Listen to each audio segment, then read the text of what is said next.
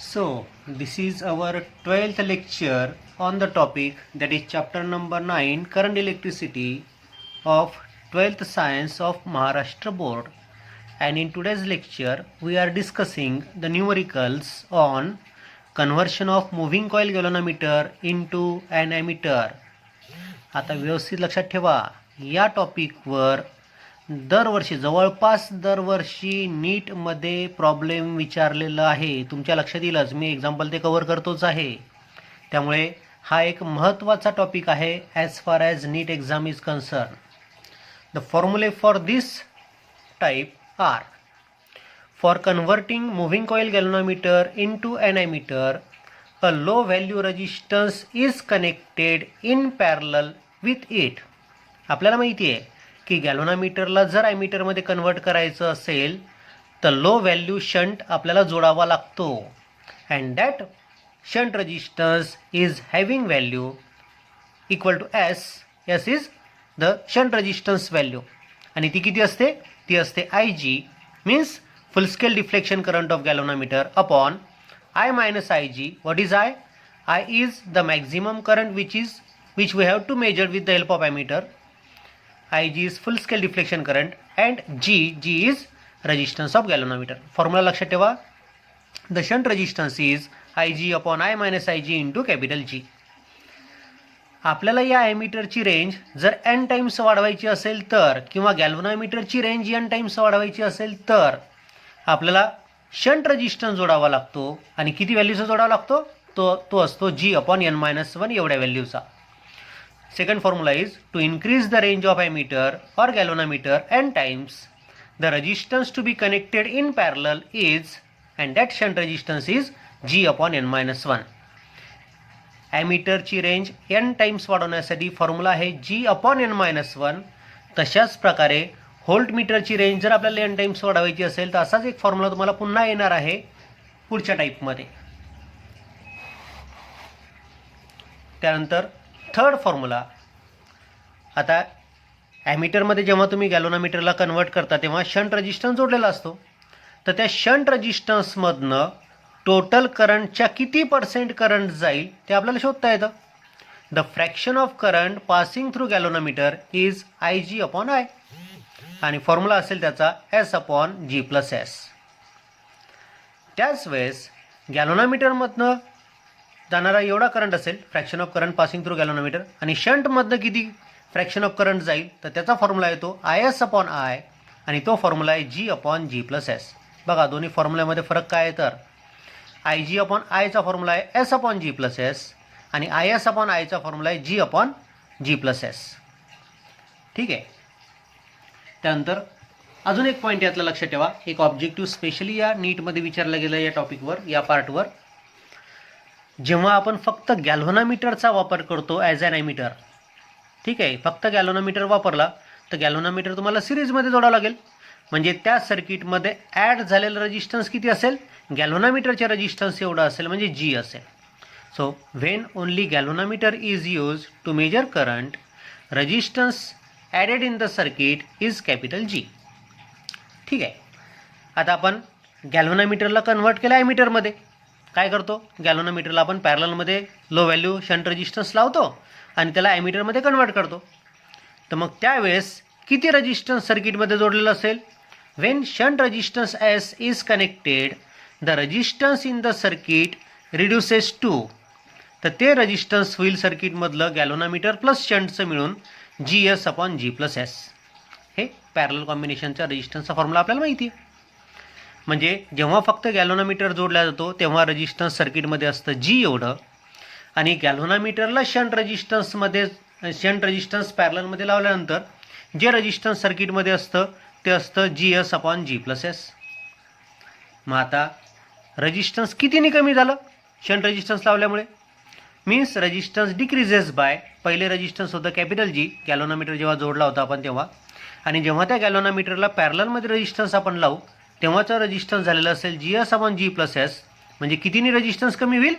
तर जी मायनस जी S upon G plus S. याला simplify केलं आपण तर तो फॉर्म्युला मिळतो आपल्याला जी square upon G plus S.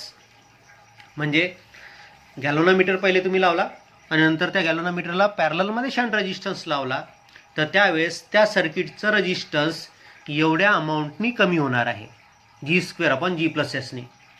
मग तुम्हाला त्या सर्किटचा रेजिस्टन्स तेवढंच करायचं असेल तर काय करावं लागेल, पहिला एवढंच जर करायचं असेल तर काय करावं लागेल, एवढं रेजिस्टन्स जोडावं लागेल. ठीक आहे.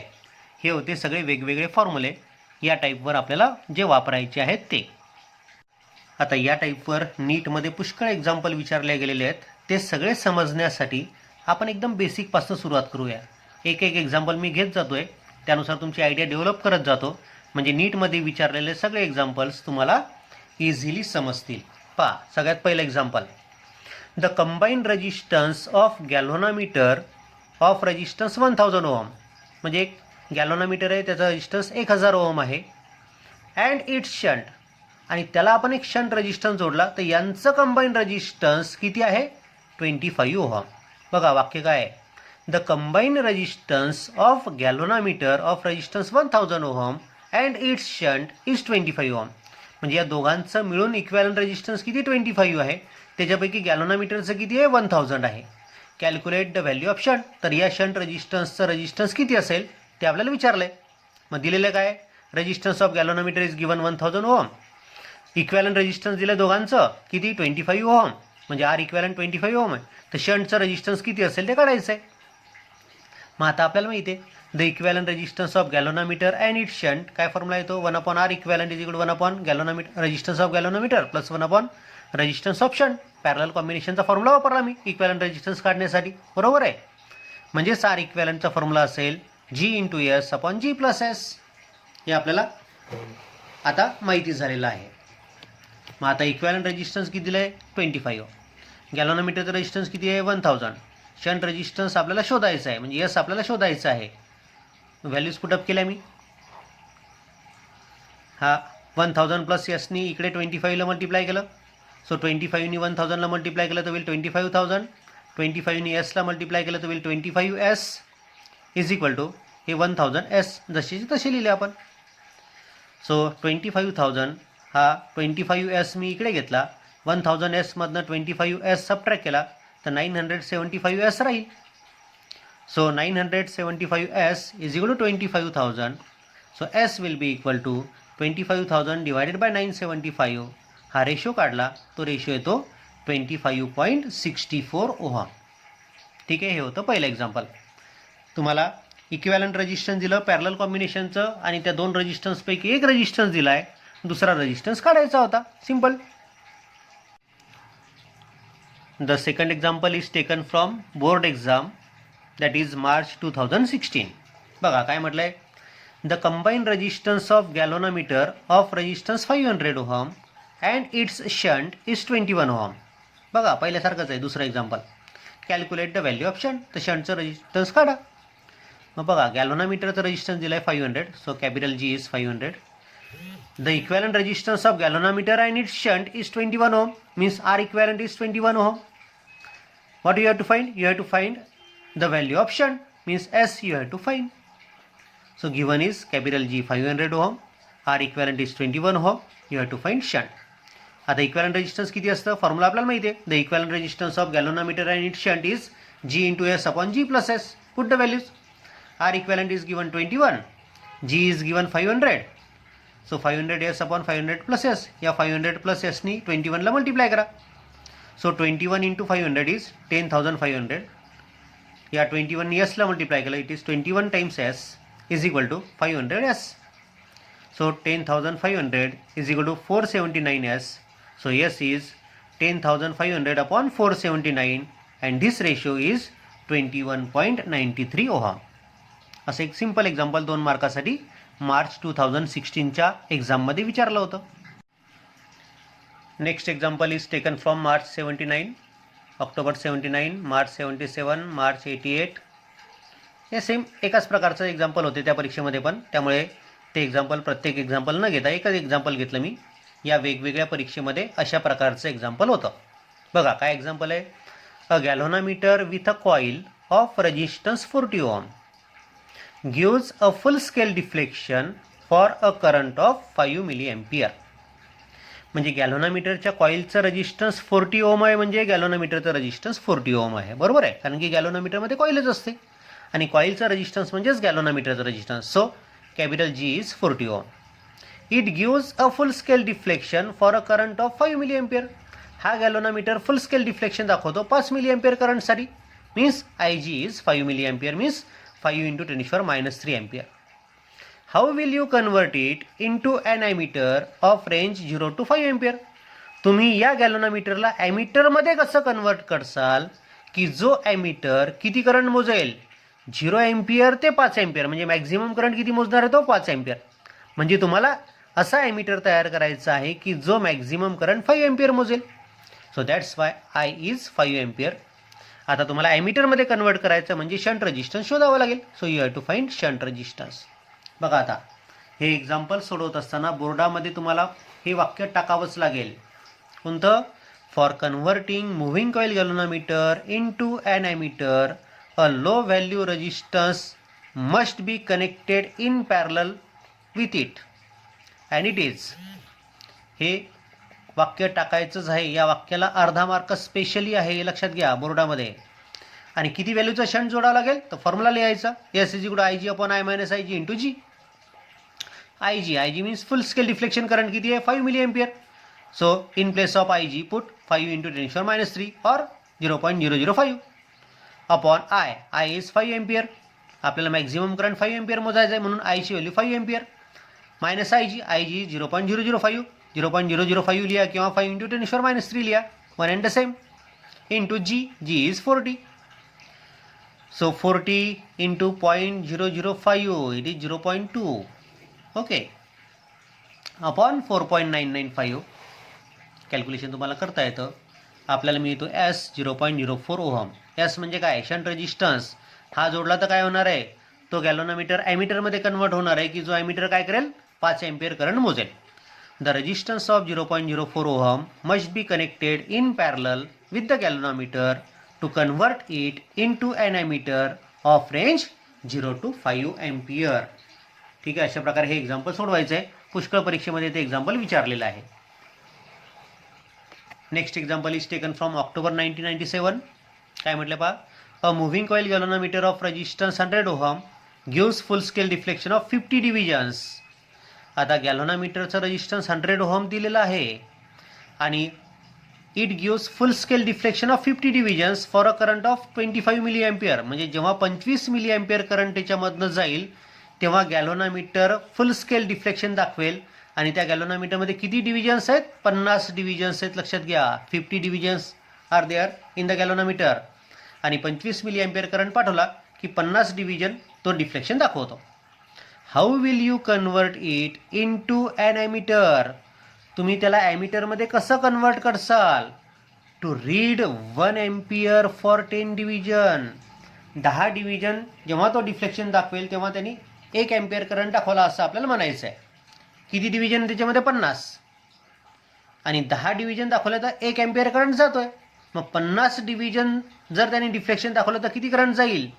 5 एम्पियर. 10 डिव्हिजनसाठी जर 1 एम्पियर चालला तर 50 डिव्हिजनसाठी किती जाईल? Maximum 5 ampere. म्हणजे आपल्याला असा ॲमीटर तयार करायचा आहे की ज्या ॲमीटरच्या साहाय्याने आपल्याला 5 एम्पियर करंट मोजायचा आहे. मग दिलेलं काय काय बघा. गॅल्व्हनोमीटरचा resistance 100 ohm. So capital G 100 ohm. It gives full scale deflection for 25 milli ampere. म्हणजेच आय जी आहे 25 मिली एम्पियर, म्हणजेच 25 × 10⁻³ एम्पियर.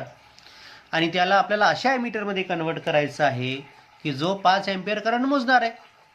याला आपल्याला लक्षात घ्यावं लागेल. देताना मात्र त्यांनी 1 एम्पियर फॉर 10 डिव्हिजन म्हटलं आहे, म्हणजेच 5 ampere for 50 divisions. So I is 5 ampere. And त्याला ॲमीटरमध्ये कन्वर्ट करायचं आहे म्हणजे आपल्याला शंट रेजिस्टन्स शोधावा लागेल.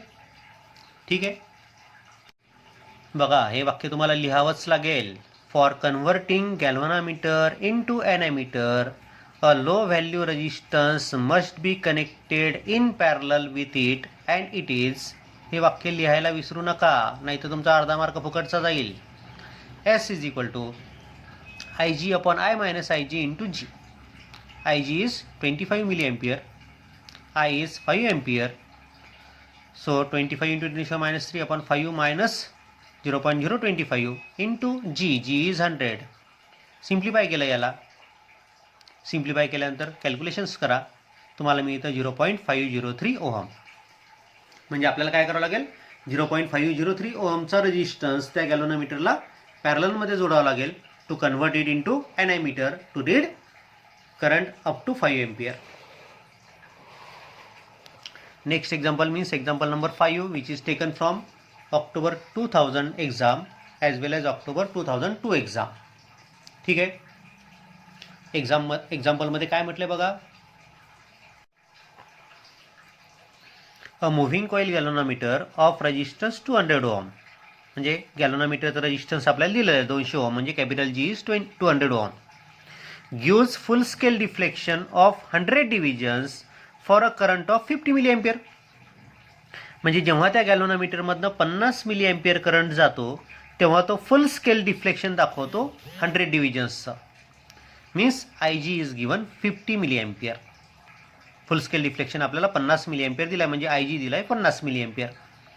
How will you convert it into an ammeter. तुम्हाला त्याला ॲमीटरमध्ये कन्वर्ट करायचं आहे. ॲमीटरमध्ये कन्वर्ट करायला काय करावं लागेल, तुम्हाला शंट रेजिस्टन्स जोडावं लागेल. So we have to find shunt resistance to read 2 ampere for 20 divisions. जेव्हा तो गॅल्व्हनोमीटर 20 डिव्हिजन्स दाखवेल तेव्हा 2 एम्पियर करंट जात असेल, म्हणजे 20 डिव्हिजनसाठी जर 2 एम्पियर करंट जातो तर टोटल डिव्हिजन्स किती आहे मीटरमध्ये, 100. मग 20 डिव्हिजनसाठी जर 2 एम्पियर करंट दाखवतो तर 100 डिव्हिजनसाठी किती दाखवेल, याच्या 5 टाइम्स, म्हणजेच 10 ampere. Means we have to convert this galvanometer into an ammeter to read current of 10 ampere. 2 ampere 20 डिव्हिजनसाठी, म्हणजेच 10 एम्पियर 100 डिव्हिजन्ससाठी. मग पुन्हा तेच वाक्य लिहावं लागेल तुम्हाला. For converting moving coil galvanometer into an ammeter a low value resistance must be connected in parallel with the galvanometer and it is, किती असतो low value resistance, I G upon I minus I G into G. So I G is 0.05, G is 500, I is 10 आणि I जी 0.05. करा simplify याला. So it is 10 upon 9.950. So it is 1.005 ohm. Therefore resistance of 1.005 ohm must be connected in parallel with it. कोणाला जर हे गणित fast झालं असेल तर त्यांनी आरामशीर पॉज करून बघा. The next example is again taken from the board exam, that is October 2013. And the example is, बघा आता या एक्झाम्पलमध्ये थोडासा पॉईंट बदलवलेला आहे, त्यामुळे व्यवस्थित लक्ष ठेवा. काय म्हटलं पहा, a galvanometer has resistance of 16 ohm. गॅल्व्हनोमीटरचं रेजिस्टन्स 16 ओहम आपल्याला दिलेलं आहे. It shows full scale deflection when a current of 20 milli ampere is pass through it. म्हणजे जर या गॅल्व्हनोमीटरमधनं 20 मिली एम्पियर करंट केला तर गॅल्व्हनोमीटर फुल स्केल डिफ्लेक्शन दाखवतो. म्हणजेच फुल स्केल डिफ्लेक्शन किती झाला, 20 मिली एम्पियर, म्हणजेच आय जी झाला 20 मिली एम्पियर. गॅल्व्हनोमीटरचं रेजिस्टन्स 16 ओहम आहे. The only shunt resistance available is 0.06 ohm. आता आपल्याजवळ काय बघा, आपल्याजवळ त्या ठिकाणी थोडीशी अडचण आहे. आपल्याकडे फक्त एकच शंट रेजिस्टन्स आहे 0.06 ओहमचा, तोच आपण वापरू शकतो. ठीक आहे. Which is not appropriate to convert a galvanometer into an ammeter. पण हा जर शंट रेजिस्टन्स आपण वापरला तर या गॅल्व्हनोमीटरला आपल्याला पाहिजे त्या ॲमीटरमध्ये कन्व्हर्ट करता येत नाही. ठीक आहे. इट इज नॉट अप्रोप्रिएट, त्याचा अर्थ लक्षात घ्या. आणि आपल्याकडे फक्त हाच शंट रेजिस्टन्स आहे. कोणत्या ॲमीटरमध्ये, how much resistance should be connected in series with the coil of galvanometer so that range of ammeter is 8 ampere. म्हणजे आपल्याला ॲमीटर तयार करायचं आहे की ज्याची रेंज 8 एम्पियर आहे. म्हणजे मॅक्झिमम करंट आपल्याला मोजायचा आहे या ॲमीटरच्या साह्याने, किती, 8 ampere. So capital I is 8 ampere. आलं लक्षात. गॅल्व्हनोमीटरमधला फुल स्केल डिफ्लेक्शन करंट किती आहे, 20 मिली एम्पियर, म्हणजेच 20 × 10⁻³ एम्पियर. या ठिकाणी जो शंट रेजिस्टन्स आपल्याकडे उपलब्ध आहे फक्त एकटाच आहे हा, अजून दुसरे आपल्याकडे शंट रेजिस्टन्सच नाही. त्यामुळे जो शंट रेजिस्टन्स आहे तो आहे 0.06 ओहमचा. 0.06 ओहमचा, म्हणून यसची व्हॅल्यू घेतली मी 0.06 ओहमचा. आणि त्यांनी काय म्हटलं आपल्याला, आता बघा प्रश्न कसा तिरपा विचारला आहे, सरळ प्रश्न विचारला त्यांनी की किती व्हॅल्यूचा शंट जोडायचा. तर त्यांनी विचारलं की गॅल्व्हनोमीटरच्या सिरीजमध्ये कोणता रेजिस्टन्स जोडायचा. पहा काय म्हटलंय, how much resistance should be connected in series with the coil of galvanometer. म्हणजे गॅल्व्हनोमीटरच्या सिरीजमध्ये किती व्हॅल्यूचा रेजिस्टन्स जोडला की हा जो ॲमीटर तयार होईल, हा ॲमीटर किती करंट मोजेल, 8 एम्पियर. म्हणजे हा एक्स रेजिस्टन्स आपल्याला शोधायचा आहे याच्या सिरीजमध्ये जोडलेला. मग आता काय विचार करता येईल आपल्याला,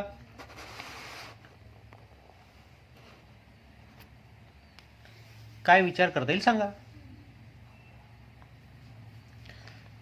या ब्रांचमधनं जाणारा करंट किती आहे, 20 मिली एम्पियर. म्हणजे राहिलेला बाकीचा सगळा करंट कुठून जाणार आहे, इथून. सगळा म्हणजे किती, सगळा म्हणजे 8 एम्पियर. 8 एम्पियरपैकी फक्त 20 मिली एम्पियर इकडनं जाणार आहे, बाकीचा करंट हे शंट रेजिस्टन्समधनं जाईल. आता मला सांगा, गॅल्व्हनोमीटरमधनं जाणारा फ्रॅक्शन ऑफ करंट म्हणजे आय जी अपॉन आयचा फॉर्म्युला काय आहे, yes upon G plus yes. आठवतं का, yes upon G plus S. पण आता इथे जी प्लस एस केव्हा होतं, फक्त हे दोनच रेजिस्टन्स होते तेव्हा. पण आता इथे जी नाही आहे, जीच्या ऐवजी जी प्लस एक्स आहे. म्हणून मी काय लिहिलं बघा, एस अपॉन जीच्या ऐवजी G plus X plus S. आलं लक्षात. फॉर्म्युला कोणता आहे, fraction of current passing through गॅल्व्हनोमीटरचा फॉर्म्युला वापरला आपण. म्हणजे गॅल्व्हनोमीटरमधनं जाणारा करंट म्हणजे full scale deflection current of galvanometer upon the total current to be measured is equal to S म्हणजे this shunt resistance upon this resistance plus this resistance म्हणजे G plus X plus S. ठीक आहे, value टाकल्या. I G आहे 20 into 10⁻³ I आहे 8 ampere. S आहे म्हणजे shunt resistance आहे 0.06 ओहम. जी प्लस एक्स, जी आपल्याला माहिती आहे 16, एक्स नाही माहिती आपल्याला. सो जी प्लस एक्स प्लस एस आहे आपल्याकडे 0.06. त्याला मी सिम्प्लिफाय करतोय. 20 इंटू 10⁻³ म्हणजेच 0.02 upon 8 is equal 0.06 upon G plus X plus 0.06. आता या दोन्ही साईडला 100ने मल्टिप्लाय केलं तर इथला डेसिमल पॉईंट 2 घरं शिफ्ट होईल. म्हणजे हा होईल 2, हा होईल 6. So 2/8 is equal 6 upon G plus X plus 0.06. बरोबर आहे, फक्त न्यूमरेटरला 100ने मल्टिप्लाय करायचं आहे. हां, 2/8 म्हणजेच 1/4 is equal to 6 upon G plus X plus 0.06. म्हणजे आपल्याला मिळतं हा जी प्लस एक्स प्लस 0.06 इकडे शिफ्ट करा आणि हा 4 इकडे शिफ्ट करा. सो 4 6 जा 24 आणि ह्या डिनॉमिनेटर इकडे न्यूमरेटरमध्ये आला आहे. बरोबर. So it is G plus X हा प्लस 0.06 इकडे शिफ्ट केला. सो 24 मायनस 0.06 म्हणजेच 23.94. म्हणजे जी प्लस एक्सची किंमत 23.94 आली. पण त्यातला जी तुम्हाला माहिती आहे किती आहे, जी आहे 16. त्यामुळे एक्सची व्हॅल्यू असेल 23.94 minus G means 23.94 minus 16. So X is 7.94 ohm. म्हणजे याचा अर्थ काय झाला, हा जो रेजिस्टन्स तुम्हाला याच्या सिरीजमध्ये जोडायचा आहे तो जोडायचा आहे 7.94 ओहम. तरच या गॅल्व्हनोमीटरचं कन्व्हर्शन अशा ॲमीटरमध्ये होईल की जो ॲमीटर किती करंट मोजेल, 8 एम्पियर. ठीक आहे, असं हे ऑक्टोबर 2013मध्ये थोडंसं वेगळ्या प्रकारे विचारलेलं एक्झाम्पल. बघा पुन्हा याच टाईपवर अजून वेगळ्या प्रकारे एक्झाम्पल विचारलं गेलं आहे. काय एक्झाम्पल आहे त्या लक्षात ठेवा. हे पण एक्झाम्पल आहे बोर्ड परीक्षेमध्ये विचारलेलं ऑक्टोबर 2005मध्ये. काय म्हटलं पहा, calculate the value of shunt which when connected across a galvanometer. म्हणजे गॅल्व्हनोमीटरला कोणत्या व्हॅल्यूचा शंट जोडला. गॅल्व्हनोमीटरचा रेजिस्टन्स दिलं तुम्हाला 38 ohm. Galvanometer of resistance 38 ohm. या गॅल्व्हनोमीटरला किती व्हॅल्यूचा शंट जोडला तर काय होईल, it will allow 1/20th of current to pass through the galvanometer. म्हणजे टोटल करंटपैकी 1/20th एवढा करंट फक्त गॅल्व्हनोमीटरमध्ये जाईल. तर त्यावेळेस तो जो रेजिस्टन्स आपण जोडतोय शंट रेजिस्टन्स तो किती व्हॅल्यूचा असेल ते काढायचं आहे. म्हणजे we have to find shunt resistance. Resistance of galvanometer is given 38 ohm. आणि काय म्हटलं त्यांनी, तो रेजिस्टन्स जोडल्यानंतर काय होतं, it will allow 1/20th of current means I G upon I is 1/20. गॅल्व्हनोमीटरमधनं जाणारा करंट अपॉन टोटल करंट किती असेल तो 1/20. And what is this Ig upon I? Ig upon I is fraction of current passing through galvanometer. आठवतो तुम्हाला fraction of current passing through गॅलोनोमीटरचा formula काय? तर Ig upon I is equal to S upon G plus S. आठवतं? आणि fraction of current through shunt विचारलं तर IS upon I is equal to G upon G plus S. आठवतो? दोन्ही फॉर्म्युले आठवतात? ठीक आहे. मग आपल्याला फ्रॅक्शन ऑफ करंट थ्रू गॅलोनोमीटरचा फॉर्म्युला वापरायचा आहे, कारण की fraction of current through galvanometer आपल्याला दिला आहे 1/20. So Ig upon I is equal to S upon G plus S. Values put up करा. Ig upon I आहे 1/20. शंट रेजिस्टन्स आपल्याला शोधायचा आहे आणि गॅलोनोमीटरचा रेजिस्टन्स 38 दिलेला आहे. सो 38 प्लस S इकडे शिफ्ट केला, हा 20 इकडे शिफ्ट केला. So 38 plus S is equal to 20S. मग हा S इकडे शिफ्ट करा. So 38 is equal to 20S minus S means 19S. So 38 by 19 is equal to S. So S is equal to 2 ohm. म्हणजे आपल्याला जो shunt resistance तिथे जोडावा लागेल की ज्यामुळे गॅलोनोमीटरमधनं जाणारा करंट 1/20 होईल, तो शंट रेजिस्टन्स असेल 2 ओहमचा. ओके. पुन्हा एक बोर्डात विचारलेला प्रॉब्लेम मार्च 1995 आणि मार्च 2001 मध्ये विचारलेलं.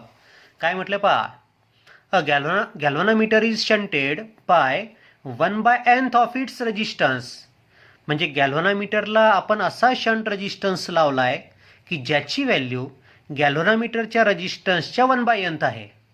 बरोबर आहे वाक्य बा. A galvanometer is shunted by 1/nth of its resistance. आलं लक्षात? म्हणजे शंट रेजिस्टन्स किती व्हॅल्यूचा घ्यायचं तुम्हाला? गॅल्व्हनोमीटरच्या रेजिस्टन्सच्या 1/nth. So it must be G/N. Find the fraction of total current passing through the galvanometer. तर गॅल्व्हनोमीटरमधनं जाणारा fraction of current with respect to total current आपल्याला शोधायचं आहे, म्हणजे Ig upon I काढायचं आहे. यस दिला आहे तुम्हाला G/N आणि Ig upon I काढायचं आहे. The fraction of current through galvanometer formula काय आहे? आठवतो सगळ्यांना? So fraction of current through galvanometer is Ig upon I is equal to S upon G plus S. Yes किती आहे? शंट रेजिस्टन्स किती आहे? G/N अपॉन G प्लस एसच्या ऐवजी पुन्हा G/N. सो हा न्यूमरेटरमधला G/N, डिनॉमिनेटरमध्ये मी N सारखा करतोय. So NG plus G upon N आहे. बरोबर. हा N आणि हा N कॅन्सल होईल, म्हणजे आपल्या जो न्यूमरेटरमध्ये असेल G आणि डिनॉमिनेटरमध्ये काय असेल? GN plus G. G common काढा. Take G common. G जर कॉमन काढला तर 1 अपॉन N प्लस 1 त्या ठिकाणी शिल्लक राहतं. G कॅन्सल होतो.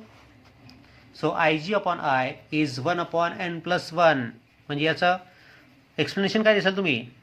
जर तुम्ही त्या गॅल्व्हनोमीटरला shunt resistance 1/nth of G लावला तर गॅल्व्हनोमीटरमधनं जाणारा current with respect to total current means fraction of current through galvanometer is 1 upon N plus 1. Point व्यवस्थित लक्षात ठेवा. ऑब्जेक्टिव्हमध्ये डायरेक्ट तुम्हाला उत्तर देता आलं पाहिजे की जर गॅल्व्हनोमीटरला शंट रेजिस्टन्स आपण G/N एवढ्या व्हॅल्यूचं लावलं तर गॅल्व्हनोमीटरमधनं जाणारा करंट हा किती असतो? 1 अपॉन N प्लस 1. एवढाच फक्त गॅल्व्हनोमीटरमधनं करंट जाईल. त्यानंतर नेक्स्ट एक्झाम्पल आहे ते आपल्या माहितीसाठी एक्स्ट्रा घेतलं आहे.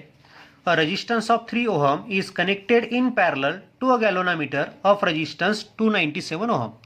म्हणजे गॅल्व्हनोमीटरचं रेजिस्टन्स 297 ओहम आहे आणि त्याला पॅरललमध्ये जोडलेलं रेजिस्टन्स म्हणजे शंट रेजिस्टन्स आहे 3 ohm. So S is 3 ohm, G is 297 ohm. बरोबर आहे. Find the fraction of current passing through galvanometer. तर गॅल्व्हनोमीटरमधनं फ्रॅक्शन ऑफ करंट किती जाईल तो आपल्याला शोधायचा आहे, म्हणजे Ig upon I आपल्याला काढायचा आहे. So using the formula Ig upon I is equal to S upon G plus S. S is 3 ohm, G is 297 ohm and S is 3 ohm. So 3 upon 297 plus 3 means 300. 3 upon 300 means 1/100. So Ig upon I is 1/100. म्हणजे fraction of current passing through galvanometer is 1/100. म्हणजे total करंटच्या 1/100 current गॅल्व्हनोमीटरमधनं जाईल. ठीक आहे. जवळपास 9 example आपण 9 पैकी 8 example आपण परीक्षेमधले घेतले, बोर्डाच्या परीक्षेमध्ये विचारलेले. आणि आता समोर 10 ते 16 किंवा 17 प्रॉब्लेम ते आहेत. त्याच्यामध्ये आता सगळे हे एक्झाम्पल्स आहेत तुमच्या ऑल इंडिया PMT मधले. ठीक आहे. पहा पहिला objective. To convert a galvanometer into an ammeter one need to connect गॅल्व्हनोमीटरला जर आपल्याला ॲमीटरमध्ये कन्वर्ट करायचं असेल तर आपल्याला काय जोडावं लागतं? पहिला ऑब्जेक्टिव्ह दिला आहे लो रेजिस्टन्स इन पॅरलल, दुसरा दिला आहे हाय रेजिस्टन्स इन पॅरलल, तिसरा दिला आहे लो रेजिस्टन्स इन सिरीज आणि चौथा दिला आहे हाय रेजिस्टन्स इन सिरीज. आता गॅल्व्हनोमीटर जर ॲमीटरमध्ये कन्वर्ट करायचं असेल तर लो व्हॅल्यू शंट आपण जोडत असतो, म्हणजे लो व्हॅल्यू रेजिस्टन्स आपण पॅरललमध्ये जोडत असतो. So our answer is option number A. हे ऑल इंडिया PMT 1992 मधलं एक्झाम्पल आहे. त्यानंतर सेकंड म्हणजे 11वं एक्झाम्पल, हे पण ऑल इंडिया PMT 1996 मधलं आहे. काय म्हटलं पहा, a galvanometer of resistance 20 ohm gives full scale deflection with current of 0.004 ampere. म्हणजे गॅल्व्हनोमीटरचं रेजिस्टन्स 20 ओहम आहे, म्हणजे कॅपिटल G आहे 20 ओहम. फुल स्केल डिफ्लेक्शन करंट आहे 0.004 ampere, means IG is 0.004 ampere. To convert it into an ammeter of range 1 ampere. म्हणजे आपल्याला याला ॲमीटरमध्ये convert करायचं आहे की ज्या ॲमीटरची रेंज किती आहे 1 एम्पियर, म्हणजे मॅक्झिमम करंट किती मोजायचं आपल्याला 1 एम्पियर, म्हणजे कॅपिटल I किती 1 ampere. The required shunt resistance is, तर किती व्हॅल्यूचा शंट रेजिस्टन्स जोडावा लागेल, म्हणजे एस काढायचा आहे. काय फॉर्म्युला असतो शंट रेजिस्टन्स काढण्याचा, IG upon I minus IG into G. IG is 0.004, I is 1, IG is again 0.004. So 0.004 upon 1 minus 0.004 into G. G is 20 into 20. So 0.004 into 20 upon 1 minus 0.004 म्हणजेच 0.996. हा रेशो काढला मी. It is found to be 0.08 ohm. ठीक आहे. हे दुसरं example all India PMT मध्ये विचारलेलं. पुष्कळ एक्झाम्पल या टाईपवर विचारले ऑल इंडिया PMT मध्ये, म्हणजे हा एक महत्त्वाचा टाईप आहे. हा सोडू नका, याचा अभ्यास करसाल जेव्हा तुम्ही नीटच्या पेपरला जासाल त्याच्या पहिले हा टाईप सोडायचाच नाही. ऑल इंडिया PMT 1998 मधलं एक्झाम्पल पहा काय म्हटलंय, a galvanometer having resistance of 8 ohm is shunted by a wire of resistance 2 ohm.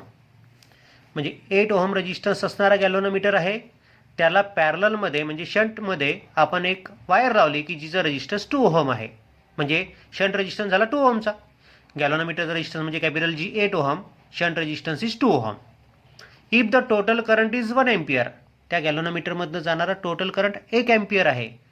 The part of 8 passing through shunt is, तर या 1 एम्पियरपैकी किती करंट शंट रेजिस्टन्समध्ये जाईल.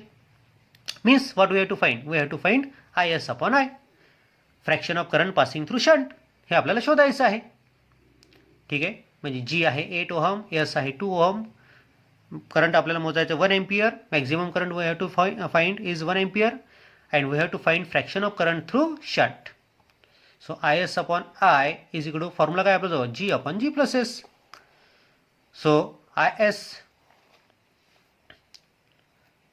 the part of it passing through the shunt, the part of it passing through the shunt म्हणजे shunt resistance मध्ये किती current जाणार आहे ते शोधायचं आहे आपल्याला.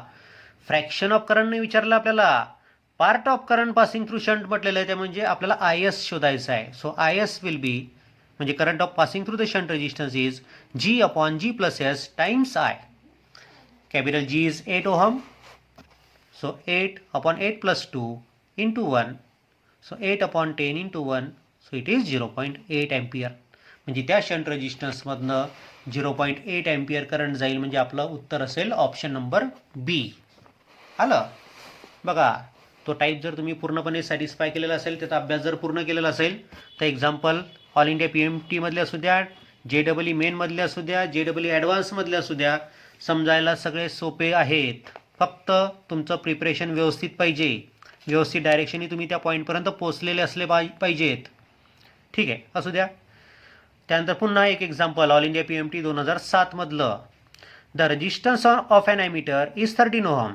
ॲमीटरचं रेजिस्टन्स 13 ओहम. आता इथं लक्ष ठेवा, ॲमीटर म्हटलं हां 13 ohm and its scale is graduated for a current up to 100 ampere.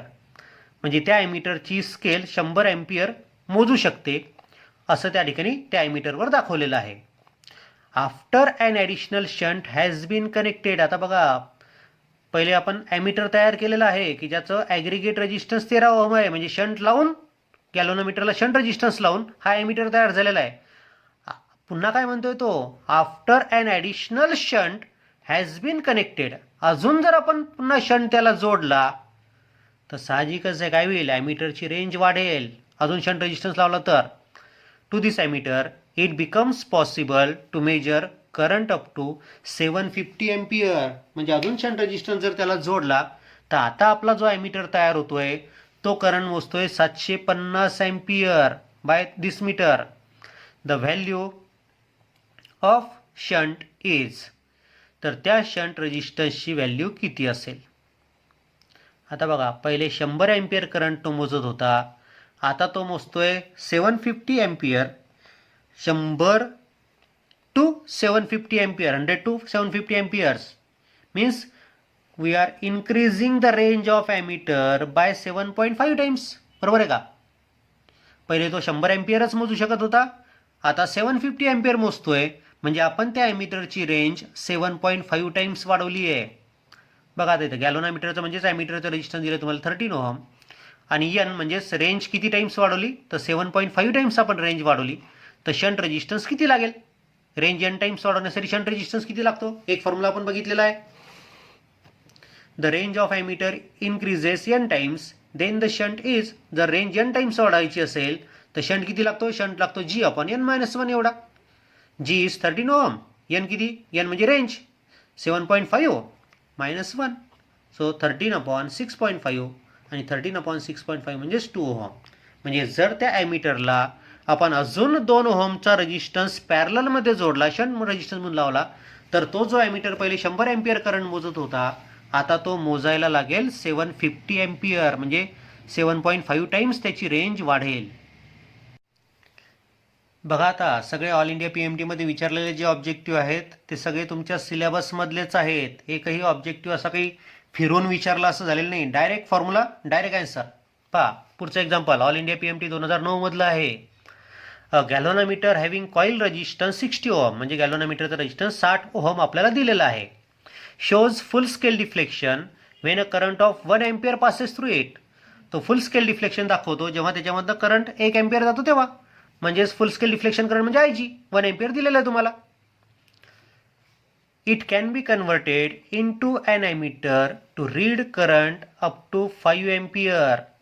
म्हणजे पहिले त्या कॉईलमधनं 1 एम्पियर करंट जात होता, आता 5 एम्पियर गेला पाहिजे, यासाठी काय करावं लागेल तर शंट रेजिस्टन्स जोडावं लागेल.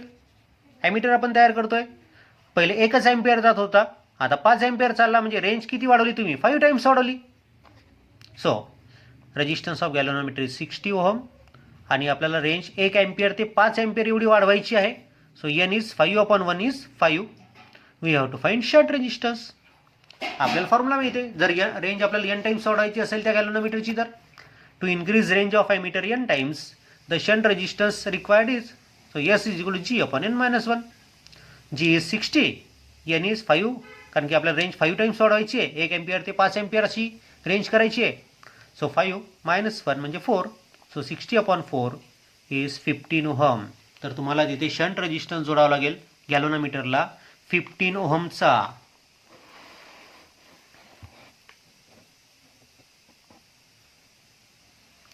आता बघा तेच एक्झाम्पल, टॉपिक तोच, फक्त थोडं वेगळ्या प्रकारे विचारलं गेलं आहे. ऑल इंडिया PMT 2014 मध्ये काय म्हटलं पहा, in an ammeter 0.2% of main current passes through the galvanometer. म्हणजे टोटल करंट पैकी 0.2% करंट गॅलोनॉमीटरमधनं चालला, याचा अर्थ राहिलेला बाकीचा सगळा शंट रेजिस्टन्समधनं चालला. If resistance of galvanometer is G, the resistance of ammeter is, तर त्या ॲमीटरचं रेजिस्टन्स किती असेल, ॲमीटरचं रेजिस्टन्स किती असेल म्हणजे या दोघांचं पॅरलल कॉम्बिनेशनचं रेजिस्टन्स किती असेल असा त्याचा अर्थ आहे का. बघा इथे शब्द फिरवलेत त्यांनी, तुम्हाला कन्फ्यूज करण्याचं काम केलं आहे. If resistance of galvanometer is G, गॅलोनॉमीटरचं रेजिस्टन्स जर G आहे, द रेजिस्टन्स ऑफ ॲमीटर, तर हा जो ॲमीटर तयार झालेला आहे या ॲमीटरचं रेजिस्टन्स आपल्याला शोधायचं आहे. आणि ॲमीटरचं रेजिस्टन्स म्हणजे या पॅरलल कॉम्बिनेशनचा रेजिस्टन्स, बरोबर आहे ना. गॅलोनॉमीटरला जर आपण शंट रेजिस्टन्स जोडला तर तो गॅलोनॉमीटर ॲमीटरमध्ये कन्वर्ट होतो. मग या दोघांचं पॅरलल कॉम्बिनेशनचं जे रेजिस्टन्स आहे ते तुम्हाला शोधायचं आहे. So total resistance of ammeter किती असेल, G आणि S पॅरलल, तर GS upon G plus S, बरोबर आहे का. 1 upon R equivalent is equal to 1 upon G plus 1 upon S. Parallel कॉम्बिनेशनचा फॉर्म्युला वापरा. तुम्हाला हा फॉर्म्युला मिळतो G S upon G plus S. म्हणजे आपल्याला व्हॅल्यू शोधायची आहे G S upon G plus एसची. ठीक आहे, मग आता काय दिलं पहा. In an ammeter 0.2% of main current passes through galvanometer. गॅलोनोमीटरमधनं जाणारा करंट हा मेन करंटच्या 0.2% आहे. म्हणजे I G upon I is 0.2%. आणि 0.2% म्हणजेच काय 0.2 अपॉन 100. हे पर्सेंटेज काढून टाकले मी, म्हणजे 100ने डिवाईड केलं त्याला. So it is 0.002. या पर्सेंटेजला मी फ्रॅक्शनमध्ये कन्वर्ट केलं. ठीक आहे, पर्सेंटेजला फ्रॅक्शनमध्ये जर कन्वर्ट करायचं असेल तर डेसिमल पॉईंट दोन प्लेसेस मागे न्यायचा. आला बघा, इथे 2 प्लेसेस मागे आला.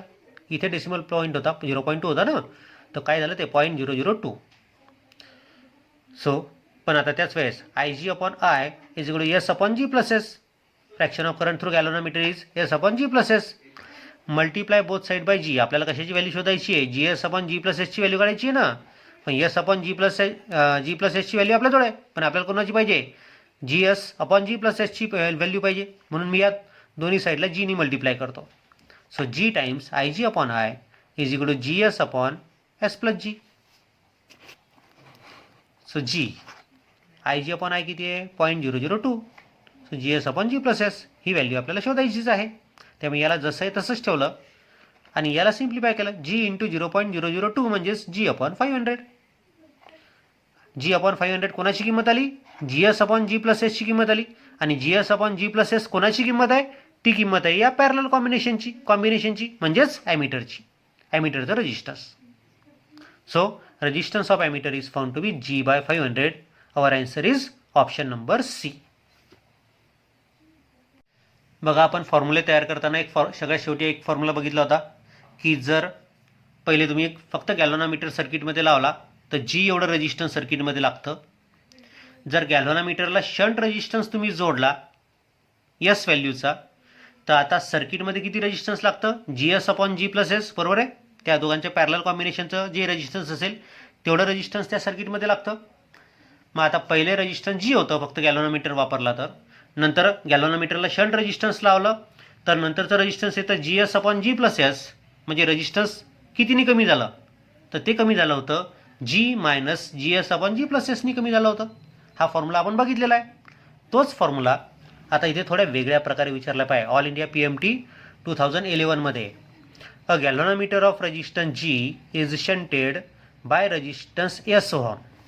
म्हणजे त्या गॅल्व्हनोमीटरला पॅरललमध्ये आपण एस व्हॅल्यूचा शंट रेजिस्टन्स जोडलेला आहे.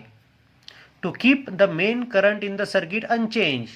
सर्किटमधला मेन करंट तुम्हाला तेवढाच ठेवायचा आहे. The resistance to be put in series with the galvanometer is. तर त्या गॅल्व्हनोमीटरच्या सिरीजमध्ये तुम्हाला किती व्हॅल्यूचा रेजिस्टन्स ठेवावा लागेल.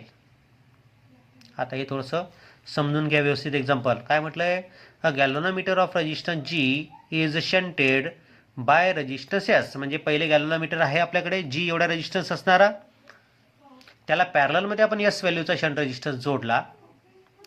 To keep the main current in the circuit unchanged. सर्किटमधला करंट तुम्हाला तेवढाच ठेवायचा आहे. म्हणजे पहिले आपण गॅल्व्हनोमीटर वापरला होता, नंतर गॅल्व्हनोमीटर आणि शंटचं पॅरलल कॉम्बिनेशन आपण सर्किटमध्ये वापरलं.